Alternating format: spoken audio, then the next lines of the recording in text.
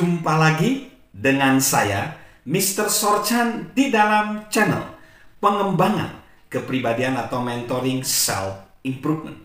Saat ini konteks besar kita adalah setiap orang melakukan komunikasi, tetapi sedikit yang terkoneksi.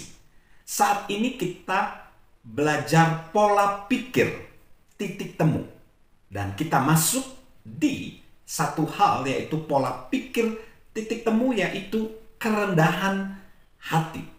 Kerendahan hati, di mana kita bisa berkata, saya akan sedikit memikirkan diri sendiri supaya saya dapat lebih memikirkan orang lain. Kerendahan hati, saya akan sedikit memikirkan diri sendiri supaya saya dapat lebih memikirkan orang lain. Sahabat Mr. Sorchan, seorang pujangga, jurnalis dan editor bernama Alan Ross menegaskan, kerendahan hati berarti mengenal dan menggunakan kekuatan Anda untuk bermanfaat bagi orang lain demi maksud yang lebih baik.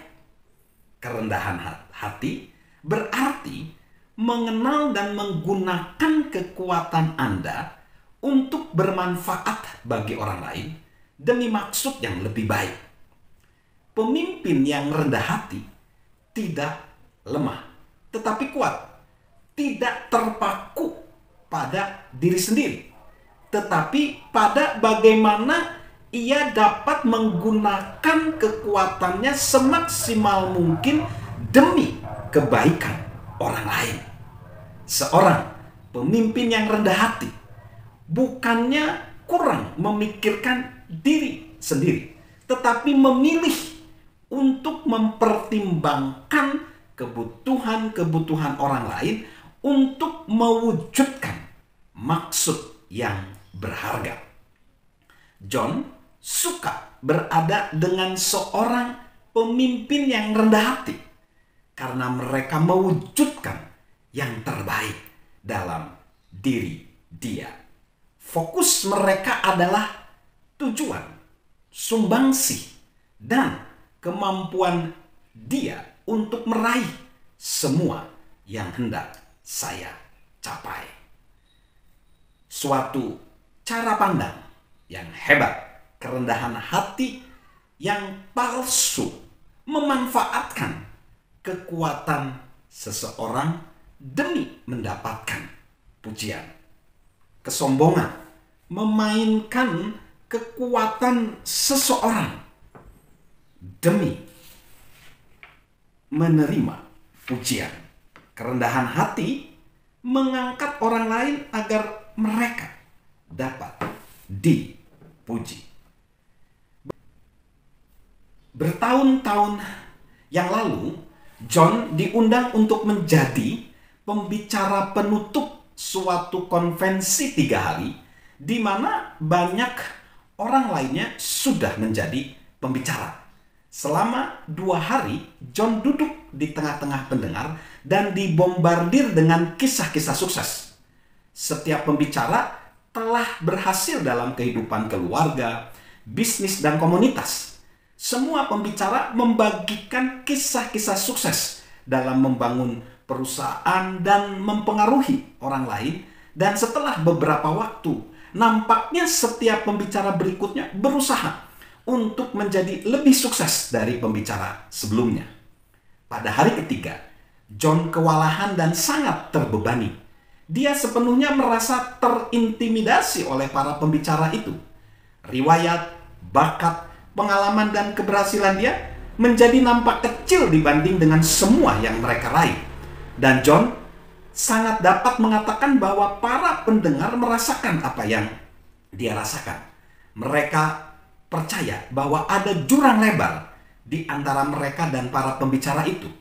Optimisme mereka menurun dan John dapat mengatakan bahwa mereka merasa kecil hati.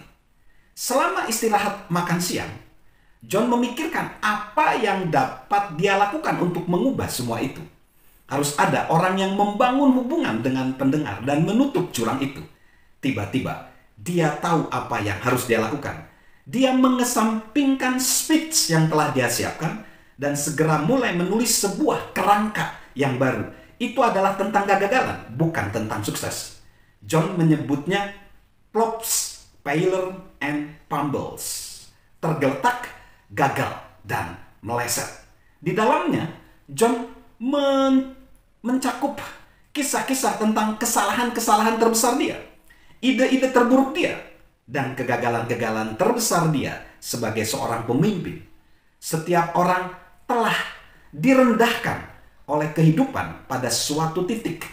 Di sanalah dia berusaha untuk menemukan titik temu. Saat John berdiri untuk berbicara, dia mulai dengan mengatakan bahwa dia mulai penat dengan pokok keberhasilan dan dia merasakan bahwa mungkin mereka juga demikian.